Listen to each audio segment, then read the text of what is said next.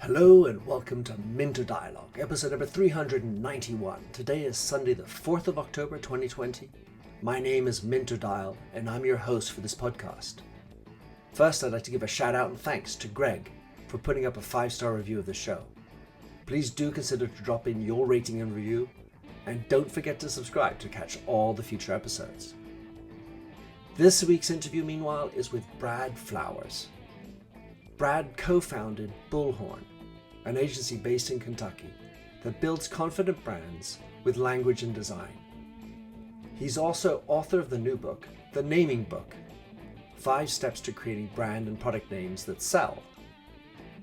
In this conversation with Brad, we talk about Bullhorn's journey to becoming a B corporation, managing an agency while traversing the social tensions and politically charged environment in the US, what you should be considering in how you brand and name your business and products, handling tensions and stress in business, and how to make your business more meaningful and valuable. You'll find all the show notes on minterdial.com. Now for the show. Brad Powers, great to have you on the show. Lovely to catch up with you a little bit before this. I really appreciated reading your book, with The Naming Book, which you brought out bravely mid-pandemic, at least toward the very beginning of it. You are partner at Bullhorn. In your own words, Brad, how do you describe yourself? I would describe myself as a reluctant entrepreneur who hopes to use my time here to improve the world to the degree to which I can. It's a lovely thing. And you, like me, have a degree in literature. You studied Yes. English. I mean, did your parents do the same thing that I had, which is why on earth would you study English? How are you going to get a job other than teaching? Yeah, they wanted me to be a chiropractor. I think that was the big vision, and I was like, well, I'd really like to read books, and so I pursued a degree in literature, and I assumed. Funny that's kind of how I ended up here. I was taking time off of school to apply to PhD programs, and I took a job at a local bike shop. I was fixing bicycles. And I kind of found out 2 things then. One, I realized that I really didn't like to teach, which was kind of a problem for someone who was pursuing a career in teaching. And 2, I found out that I was really interested in business. And a bicycle shop's kind of like a basic version of, buy low, sell high. It's pretty, you kind of learn some really basic fundamentals. And so I was really interested in the marketing side, and that's what kind of led me to start Bullhorn. Well, there I was thinking you were being a chiropractor for bicycles. Yeah, there's that too. Just crack it in the right spot. So I want to talk to you a little bit about Bullhorn before we get into the naming book. Sure. So Bullhorn, one of the things that struck me very surprisingly for me, because it's not what I would call as usual for an agency, you are a certified B corporation. So Yeah. for many people, they won't know what that is. Mm-hmm. What is it, and why did you choose to have a certification, this B Corp certification? Yeah, it's a certification sort of like an organic certification is for produce. It's an outside organization that comes in and says that or verifies that you're doing the things you're doing. And in this case, they analyze it on 5 fronts, which I'm not going to be able to remember off the top of my head. But we can never remember 5 things. We can only remember 3. They should go back to tell some 2. marketing. Only 3. Right. So it has to do with environmental impact, how you relate to your employees, your customers, the governance of your organization. So all of those things that kind of, when you're running a business, making sure you're doing it in the best possible way. And the question I have for you is why? And it could sound obvious, but really, let's say it's so rare for an agency to wish to do this, as far as I understand. I don't know how many agencies are B Corp certified, but why did you decide that this is what you wanted to do?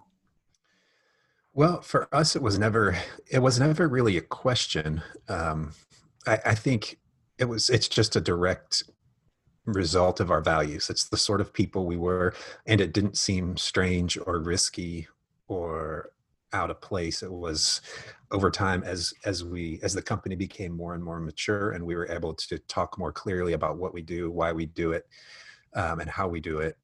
B Corp certification just became an obvious next step. I think if we're talking about the growth of the business, like I said, I was a reluctant entrepreneur. I had a degree in English. I knew how to fix bicycles, and I didn't know a single thing about branding or marketing. And I started a branding company in the fall of 2008, frankly, because there weren't that many other jobs to be had then, as the kind of the recession became worse. And so I didn't start with any of the baggage that other agency people had, because I never worked in an agency. I didn't know what agencies did really. I just knew that, if we tried hard and were nice, that people would give us a shot. And so I think the way I describe it is we kind of thought about our work in three types of ways. One, what were we good at as we took on projects? What do we feel like we could do well? Two, what made money, which a lot of the things we initially thought we would do, turns out we couldn't make any money at. And then three, what is a benefit to our community? And so I kind of, thinking about it in that sort of way led us kind of inevitably, I think, to become a B Corp. One of the challenges that I have observed in the agency model in general, Mm-hmm. to your second point, is that the way to make money as an agency isn't necessarily the way to build another person's brand.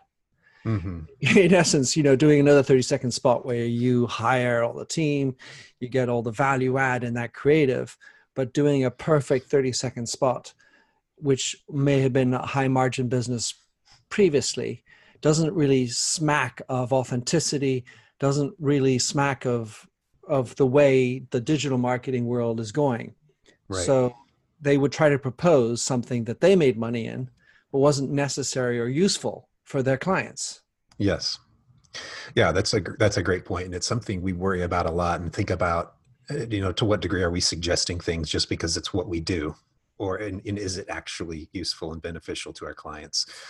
And so we're certainly self-reflective in that way, more so now than ever, as things are changing so quickly right now, and we're wondering, how relevant is what we used to, the things we used to do, how relevant will they be, next year? So what we've done mainly is that core front end brand work of your core, identifying your core values, your kind of the language that articulates those, the core visual identity. And so we didn't go too much outside of that, but still, I still think how much is that what people need right now, and what, I don't know. I guess just to say, yeah, I agree, and I think it is a weak spot in the agency model that you kind of think about yourself. It's kind of the hammer and nail thing. If you're a hammer, everything looks like a nail. Exactly. Well, the good news is we'll always need brand names. I was reflecting, and it's a topic I want to get into a little bit later as well, but just taking Bullhorn. And of course, I don't actually know all the parameters and the finesse and nuance of the word Bullhorn. But I am thinking of how the social movement in America is making people review all sorts of names of sports clubs. I know, and I'm thinking Bullhorn. Well, that sounds like a very masculine name. Is that not a problem as well? And it's amazing how even in a name today, you can get called out for something which may not be true, Sure. and may not be relevant, but out of context, you're a fish out of water. Yeah, that's definitely true. And I think Bullhorn specifically is the meaning is, well, then we talked a little bit about it before, how meaning kind of changes over time. And even now in this current era of protest with people yelling into bullhorns, the name is more relevant and different now than it was a year ago, as it's more prominent. And I think the name has a little bit more, I don't know if it's aggressive, but certainly like an element of social engagement, where before it kind of sounded a little bit old timey. I think now it has a timeliness that's different. That's fortuitous at that level. Yeah. Which really, for me, brings up this key point, which is to what extent, when you're looking at a name, politics can come into it. you mentioned sort of the front end. At some level, politics, we're all political beings, Sure. whether you like it or not. You probably have some form of lobby, a PR communications lobby in Washington that's trying to do something with the FTC that has impact on your business, Brad. So yeah, at some level with Bullhorn, you can have a political stance, but I was more interested philosophically. Yeah. Where does politics come into branding and naming a corporation these days for you and the work you're doing? Well, for us, I think it's hugely influential because what we're primarily trying to do is hopefully, if we're successful, we're not giving someone another Bullhorn brand. But what hopefully we're doing is we're helping organizations kind of articulate and become their best the best versions of themselves. And so in that sense, we're not really talking to them about customer archetypes or clients. We're really helping. It's a introspective process more so. It's not really looking outward in the same way that most marketing is. We're really helping them talk about themselves. Why do they do? What values do they bring? What are their values? So inevitably politics comes up because like you said, we're all political people. It's all wrapped up in how we are and how we interact in the world.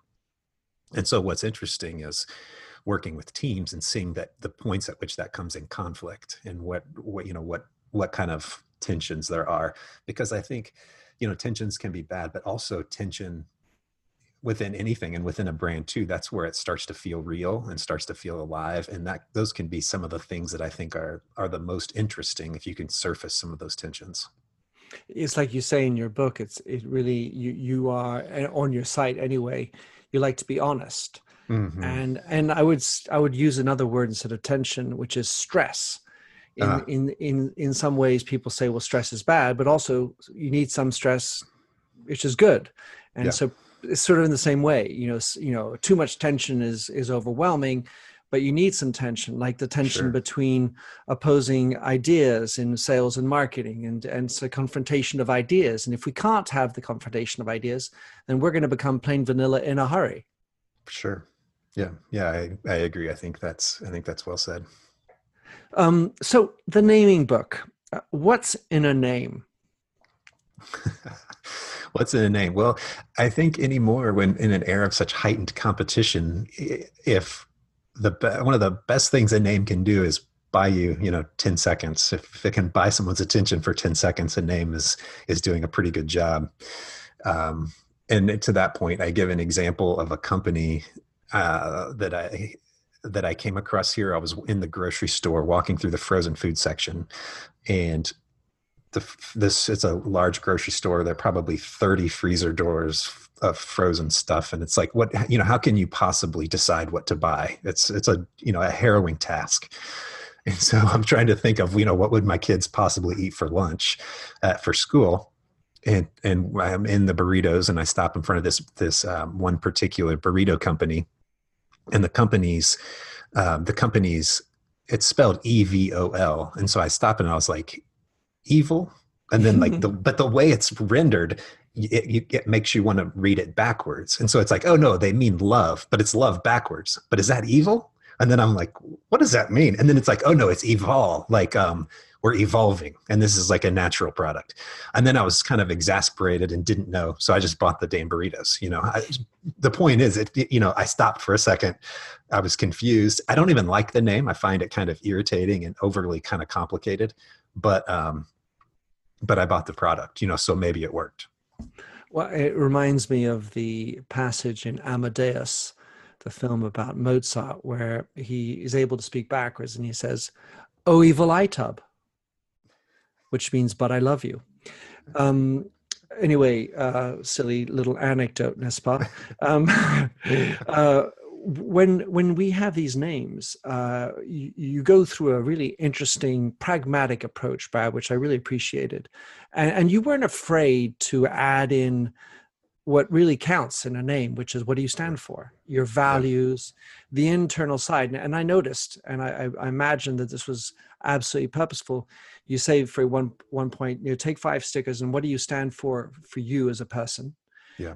So especially if you're working with a small company, that's, the entrepreneur. Then you Sure. have your employees. What would your employees say? And then interestingly, you say, what would a stranger say or an outsider say? Where Hmm. I would have probably been tempted to say a customer more. And what I liked is that the second group were the employees. And I consider that more an inside out approach. Is that more systemic, or that's how you like to approach creating names, is really think inside out? Yeah, I think so. And that probably betrays a little bit how I wrote the book and how the book came about. So it started off, we didn't start off as like a naming agency or anything. It's another one of those things. It's in the analysis of work. We got a job to name a nonprofit. It was really fun and challenging. And so we were like, yeah, we'd like to do that again. And we got more naming work. And then at some point I kind of I needed help. So I needed to hire freelancers, and I had writers who, were great writers, but it's, but then naming something is something totally different. It's another skill set. And so I wanted to help outline a process by which they could take ideas and come down and kind of like distill them into some names. And so I read all the popular literature about naming, and then I started looking into the academic literature. What were linguists saying? How do people do this? What are the kind of the academic marketers? And I realized that most naming books kind of fell into two camps. There were people who talked about the history of names, which is interesting to hear the backstory, but if you're trying to name something, isn't particularly helpful. And the other one was written from the perspective of people who were good at naming things, and they told you basically what they liked and didn't like. And again, that's also helpful and it can be insightful, but it still doesn't really help you actually name the thing. And so as I started outlining the process for my team and really for myself, in an effort to make the process less chaotic, I realized that really entrepreneurs had this exact same problem. They need to go from, they have a big idea. They don't really want to learn that much about naming. They just want a process by which they can kind of come up with the best name and then probably not do it again. And so that's kind of how the book was developed. And so in that sense, it's certainly really inside out, because I think more and more there are just ways to talk that, if you can kind of talk personally and have a more personal voice when you're talking with customers, to me, it's just more effective than trying to think of like an abstracted customer archetype and then imagining how you might potentially talk to this abstracted thing. If you just talk up like for kind of who you are and how you are, someone out there will resonate with it, and that's great. And other people won't, and that's great too. The way I summarize that thought, Brad, is make it personal. Yeah, yeah, yeah. And the more it relates on a personal level to you as the founder, entrepreneur, Yeah. and to the employees, the more likely they're going to go out there with their personal convictions. It's sort of like, selling something you don't believe in or Right. not. Absolutely. So when you think of a name, you talk about the challenges and how some, there's always a risk you might piss off some proportion or part of the population. I couldn't help think when I was going through this, that on the one hand, there's this desire to stand out, be different, make that name that makes you for 10 seconds pause, to use a jumbled metaphor or allegory we were talking about before. Yep. But on the other hand, there's actually such a dearth of obvious names. You kind of are forced to take a leap of faith. Yeah. That's to say, you're almost lucky to say, well, anyway, you don't really have a choice. You can't take Bullhorn, it's already taken, so Megaphone's it for you. I mean, of course, that wouldn't work, but Right. you end up being forced by the lack of great choice to come up with something that you might not have wanted in the first place, but inshallah, this is what I have. Right. Yeah, I think that's definitely the case. And it kind of depends a little on the industry and the competition within the industry. I think I talk a little bit about, I think there are at least two hard things about naming, and maybe three. And the first thing is most people skip over altogether is a little what you're talking about, which is establishing criteria by which you're going to make a decision. How will you know that this is the right name for you? most people think they're going to like feel it or something, which if you're going about it that way, it's going to be maddening and frustrating, and you're not going to find the thing because it hasn't existed yet as a company. So you haven't like backfilled all of the meaning. So it's not going to have the same sort of impact that a name like Apple would have because it's fresh. It's just a word on a piece of paper.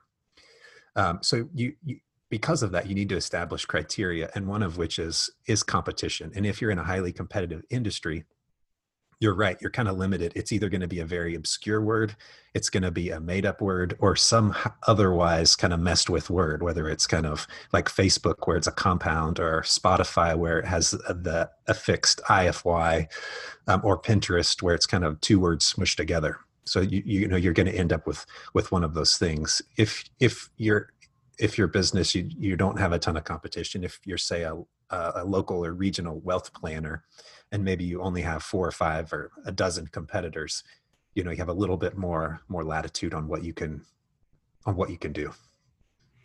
This is true. Yet I feel like the first port of call, certainly in my exercises, has always been, does the URL exist? And the second one is the Twitter handle free? Because I kind of live on Twitter, and that sort of is like my first stomping ground. And then afterwards, like you say, there's a backfilling, a make it come alive kind of feeling.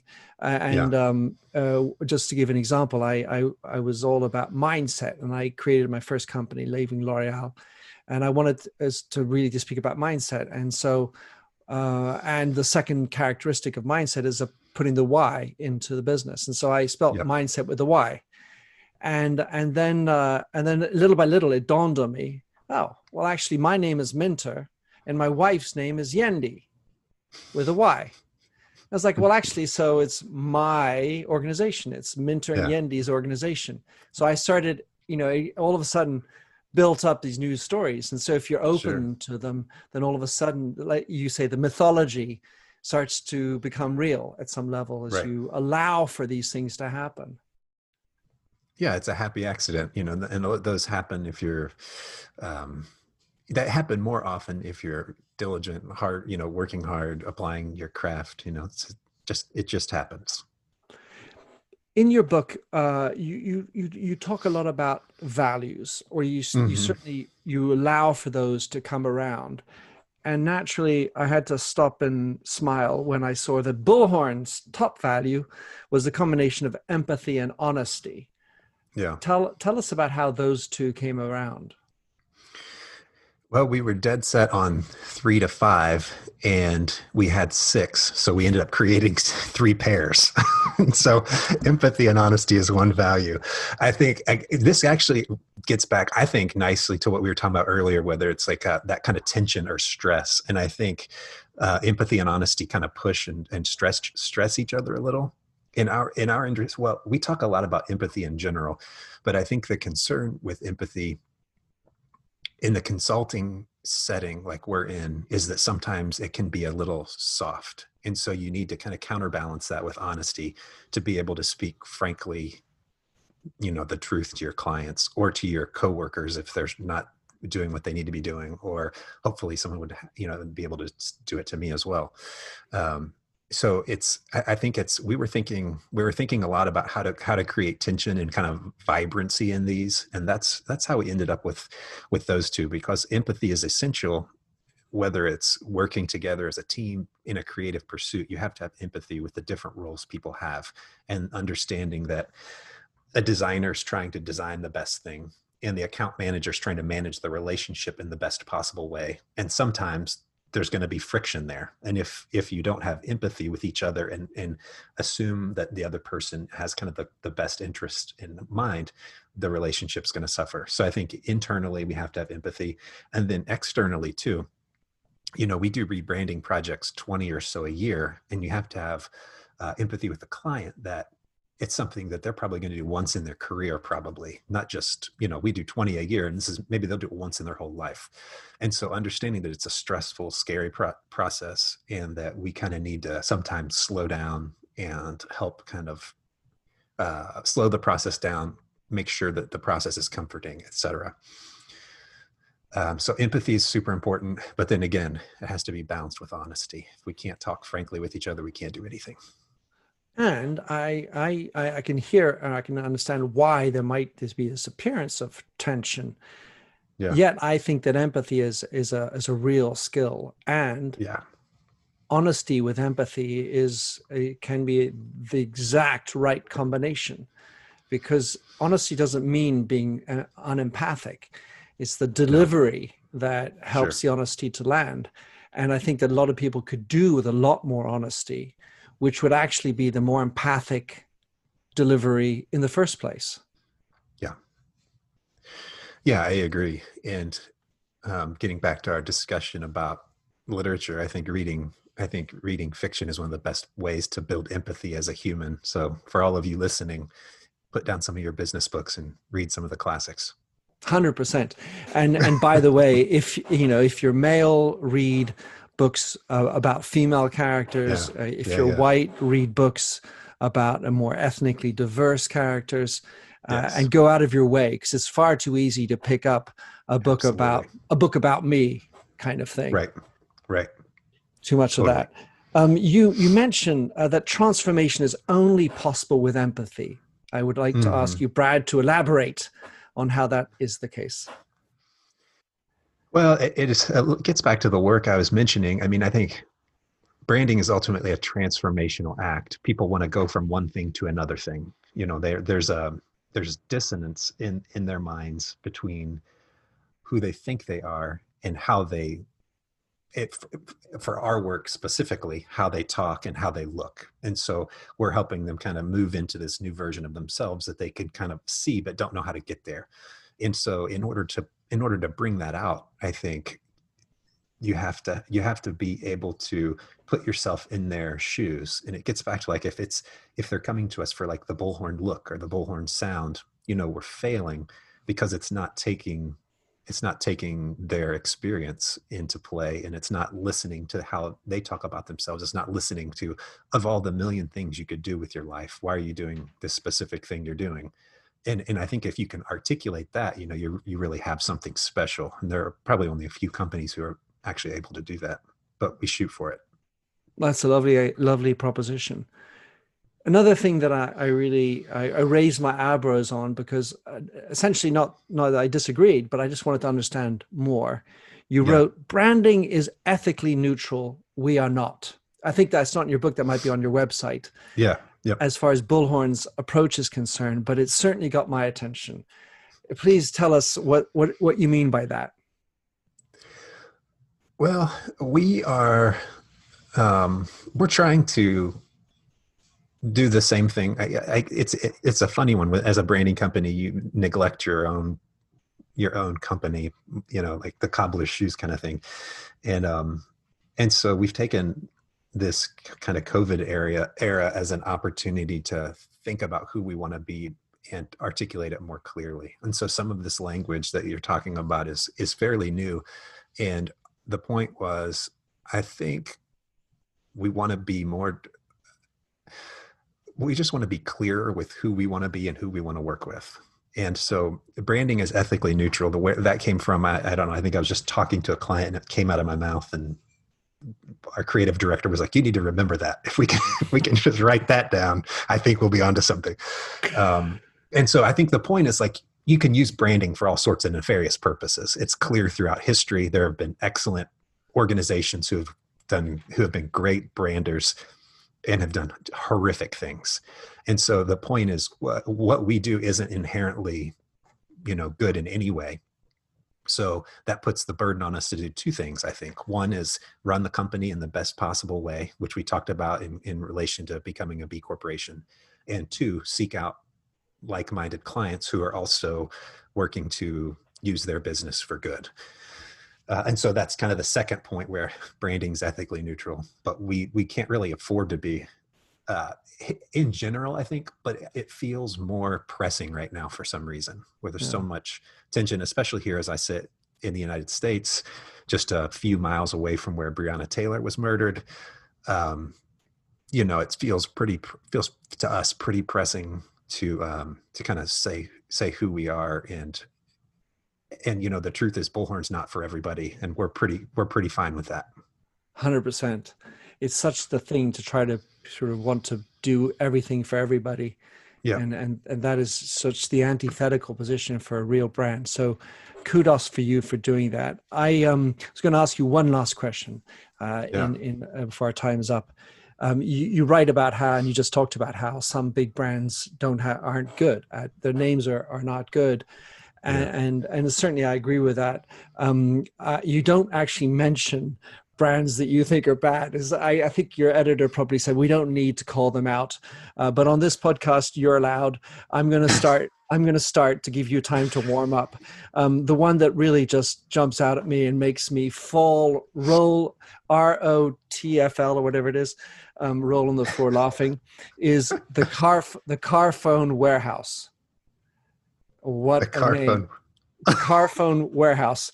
It's a big mobile telephone operator in England that's about to go hugely bust, I think.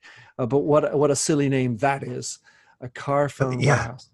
I think the funny thing is if it was a startup who was putting pressure on Zoom or Skype, if a company came out and called themselves Carphone, I think that would be a hilarious name. And it's funny how context matters so much. If Yeah. it's a high-tech company called Carphone, you kind of laugh and think, okay, I get it. They're kind of making this like old tech. Yeah, it's a joke. Yeah. Fax Yeah, it's a machine joke. me. Fax machine Facts. me. Right. So, do you have what are some of the examples of bad names out there that can also be instructive for us? Um, well, yeah, I purposefully don't talk about that. It's partly just the philosophy of the book. I try to be pretty pragmatic in that we're looking for names that work, and sometimes names that work I might not like, and it just doesn't matter. It just doesn't matter if I like it. That's not one of the criteria points. Is does Right. naming expert Brad Flowers like this name? That's never on the criteria list. Right, which is what you said before. It's like some agencies that propose them because they like it, and I can understand why philosophically you wouldn't. But I was more wondering if there were insights as to what makes a bad brand name, maybe through an example that sometimes makes it concrete. Yeah, I mean, a name that I think is particularly ineffective are names that are trend following, kind of Me Too sort of names. So, like, if you look at the history of the affixed names that are some word with IFY, Mm-hmm. there's the year 2010, I think, or 2009, Shopify and Spotify started. They started in the same year, I think. And there were 2 or 3 names that were registered. The next year there were 10. The next year there were like 180. And so I think trend following, number one, is bad. And it gets back to like just not paying attention to who you are. It's like it worked for Right. them, it'll probably work for me, but that's just never the case. The point is like, what works for you. And if it works for you, it's going to work with other people. Totally. And then I think names that are too, like, I personally don't really like names that are too self-conscious. I talk about evol, like it just feels like it's like trying too hard. Or names that feel overly branded, which I think that's just because I think about names so much and I know like my tendencies. And so I kind of like hate that about myself. And so I don't like it in other names. Yeah. Well, certainly those are good examples. What certainly strikes me is when you see wordsmithing in Yeah. the subtitles, and you're like, oh my God, they spent much money with a consultant to write those up. They are not lived within the organization. Cut out that crap, make it happen, Yeah. and then talk about it. I'd rather that than sort of write about it and then that's who we are, but it's not actually Yeah. a real reflection. I think the worst one maybe for me is the names where you, as an organization, you have to constantly tell people how to pronounce it because it's so much wasted energy and time. There's a big startup here in the States called Quibi, which has been getting a lot of press lately, and it's QUIBI. And I wrote an article for Entrepreneur Magazine talking about why I think part of the problem is their name is so weird. And I can picture how I don't know that this is how it happened, but I can picture how it happened as it evolved from these naming workshops. And probably one of the criteria is they need a name that's really can go quickly international. And so that makes sense. And it's a pretty easy, that's kind of like consonant vowels, pretty easy construction in lots of languages across the world. But when it got kind of mired and didn't grow as quickly as possible, there's this ambiguous pronunciation here. Is it Quibi? Or like, I think like a Francophone would probably think Kibi, like with that pronouncing the Q-U-I-B-I in a different sort of way. So the Chinese might go Chibi or Chuibi. Sure. So right. Yeah. And so it's, I think it's, and so they spend a lot of time saying, well, it's short for quick bites. And then it's like, well, but that doesn't make sense because then it'll be quibai. And then you can't really say that either. So anyway, I think if you have to spend a lot of time telling people how to pronounce it, you should probably scrap it. Well, at the same time, you bring up a really interesting point, which is this international concept. You know, you're a startup in the middle of, let's say, a state in America, and you got your first $100,000 revenues. To what extent you want to be thinking about your internationalization? And I think of a brand I used to work for at L'Oreal called Kerastase, which is a high-end luxury hair care company. Brand, and we purchased it many years ago, and it was called Kerastase in all the countries. But when it got to Germany, Stars didn't fit very sound because we're 1960. So the Stasis, which were the secret police that tended to lock people up and torture them to death, didn't seem like a good thing. So they changed it to Keralogie, which meant the science of the hair, science of the keratin in German.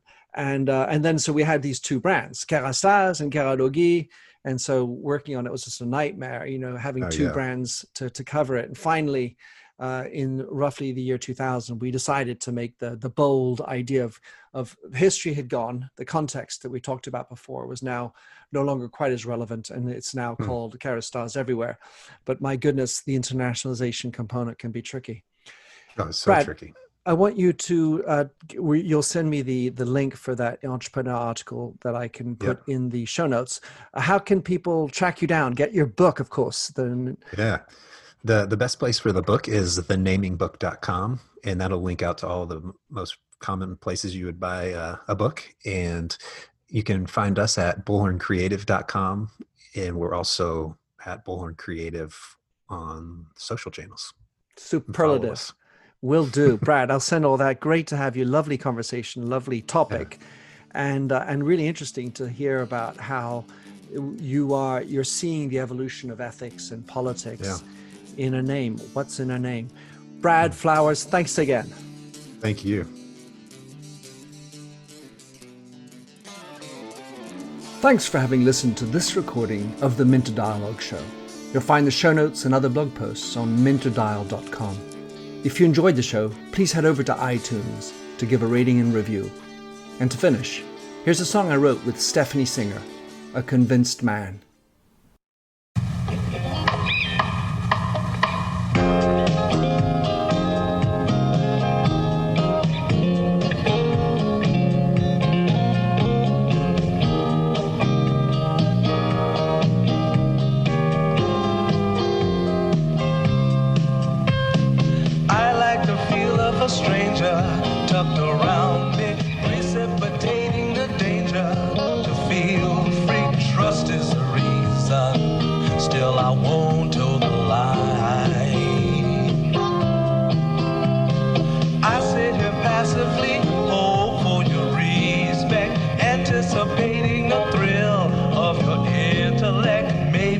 Tell myself there's no use in me lying. I'm a convinced man building an urge. I'm a convinced man to live and die submerged. A convinced man in the arms of a woman. I'm a convinced man, challenge my fate. I'm a convinced man. Innate, a convinced man in the arms of a woman. Despise revenges and struggle to see. Live for the challenge so life's not incomplete. What's wrong with challenge? I know soon we all die. I like the feel of a stranger tucked around me, precipitating the danger to feel free, trusting my reason.